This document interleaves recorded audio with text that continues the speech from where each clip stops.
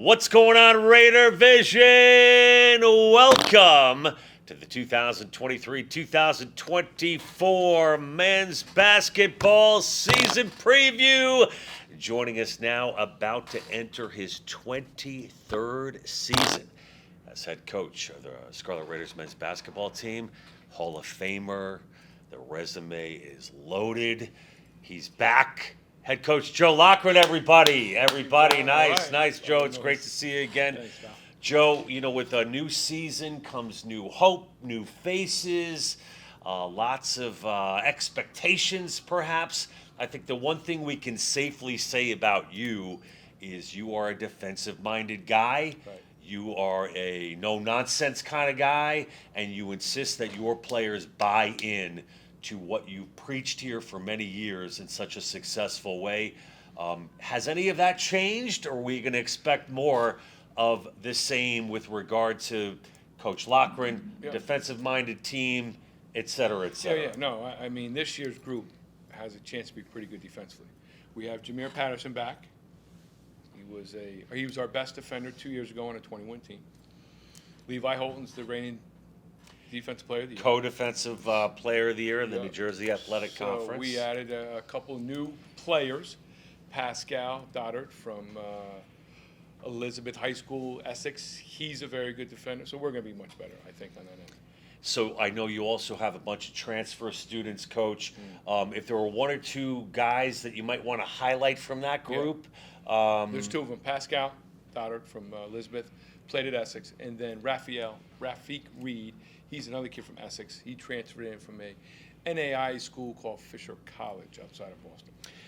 You lose a couple of players from last year, a second leading scorer, Tony Godwin, and of course, one of the best and brightest leaders in my tenure here in Tyrone Bowens. Got a special place for Tyrone. Are you confident those holes can be filled? Two tough guys to replace, but you did mention the return, obviously, of junior Levi Holton. Yes, and Jameer Patterson. Jameer is a leader. He's a 6-year guy. Russ is a 6-year guy because he had a COVID year back and an injury, same as Jameer. So we'll be fine and much better, obviously, in the leadership role.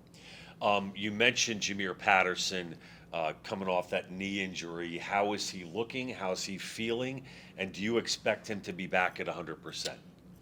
He's going to take some time to be there. He's probably at like 75% of what he was 2 years ago. But he's so mature. He's a leader in practice. He gets on guys. He challenges them. He's a leader. He's always vocal. You're probably in there for 5 minutes. You probably notice him. So, yeah, I mean, his whole deal's good. He'll get to 100%. It's going to take some time, though. I noticed, Coach, a deep group this year, maybe more numbers than you've had in the past. Tell me a little bit about what it takes to be a Rutgers Newark men's basketball player, as far as what your sell is to a prospective student athlete, and why they are so dedicated to you, not only here but after they leave. I will give you an example of that. Tyrone Bowens is now on your staff as one of the assistant coaches, which I think is pretty cool. Yeah, I mean, I think our staff does a really good job. Like, I think at the end of the day, we're more than coaches. I think we're genuine. We keep it real with our guys. We challenge them as a coaching staff. We care about them. We do, I think, the extra things. If they need a ride somewhere, if they have an academic issue, I think we're there for them. So I think they get to know us outside the basketball court. So when you develop that relationship and you challenge them during practice, they understand we have their best interest. But that goes for the staff. It's not just me. Like, I got, obviously, Kerr, and I got the former players, Fatine, and Tyler and Derek. Those guys all get it, so they can relay that message to the guy. You mentioned Kurt Villani. I think one of the most sort of under the radar 1-2 punches in the NJAC. I mean, this guy. It's a veteran. He's a veteran. He's a wildly veteran. I mean, but not only that, you guys are like brothers. Yes, I mean, yes, you guys. yes. I'm not pumping tires here, but the fact of how well you know each other.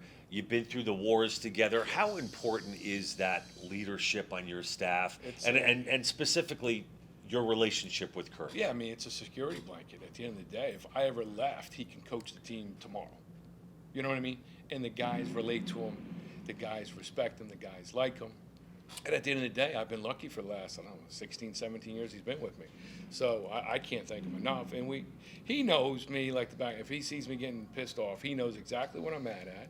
He knows how to calm me down. And sometimes I don't listen to him and he gets mad. But that's part of the unique of the relationship. A marriage made in heaven most of the time. Yeah, sure. There's no perfect marriage. So, Coach, for some of the freshman family and friends that are new to Rutgers Newark, the Rutgers Newark family who might be watching this season on Raider Vision, I mean, do you have a message? What might that message be? And are you optimistic after coming off what was a challenging season to, I know it's hard to say and to make predictions, but. No, I've really enjoyed coaching this group. You know, don't forget, last year we were young. 2 years ago, we had 3 fifth-year seniors. And so we took our lumps. We've been through that before. But this group, they're going to play hard. We're going to play with great energy. And I'm going to really enjoy it. It's a really good group. I will say this. I mean, being stepping in on 2 practices now, one a few weeks ago, and this one. I mean, the energy's high. Yes. There's a physicality I feel maybe in this group that I might be kind of on another level. I just feel like there's a focus, a drive, and you are a couple of weeks away from the home opener here, a non-conference matchup. Are things in place?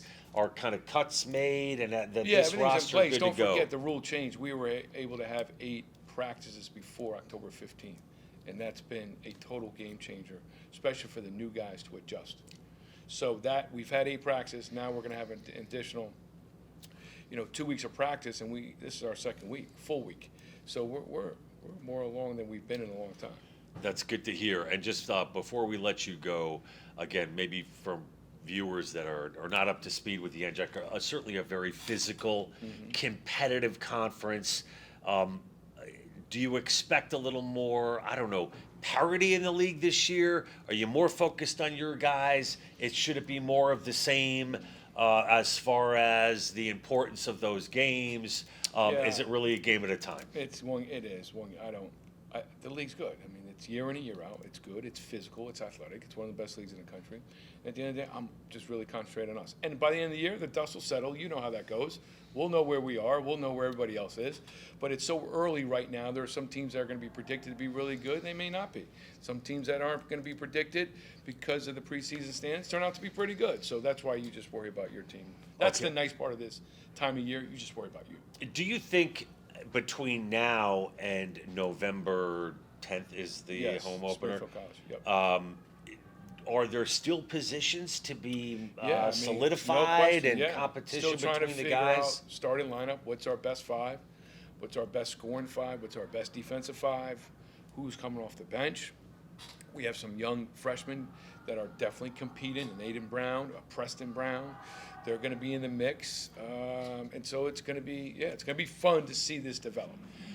Could you maybe give us just, I know you mentioned a couple of guys earlier in the interview, but at the 1-2, at the guard positions, are there any guys emerging? You've got a couple of returners who can play those positions well, but maybe just give us a little bit of a highlight of we might see who's in the mix. I mean, we got quite a few guys. We got Shahi Jenkins, Floyd, and Russ. They're coming back. They're going to be solidified at the 1, and Russ can play some 2. And we got some new guys. Pascal Dotter, who I mentioned earlier, the transfer. We have Preston Brown. Aiden Brown can play some 2 and 3, the 2 Browns. And so, we got some depth there and some challenging. But the young guys have to learn. It's just a whole new learning system of how to play at this level.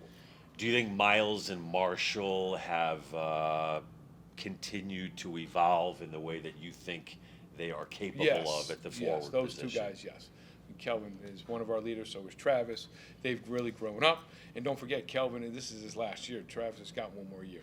But we're expecting those 2 guys have really gotten better. They're much more comfortable in being a leader. That's their deal now. And are you excited? Yeah, I'm looking forward to it. The group's been great so far. It's a good group. Joe Lochran, ladies and John. gentlemen, head Appreciate coach that. of the Scarlet Raiders men's basketball team. The home opener, November 10th at the Golden Dome. We encourage all of you to come out and watch also on Raider Vision. For Joe Lochran, I'm John Heffernan. And remember, let's go Scarlet Raiders.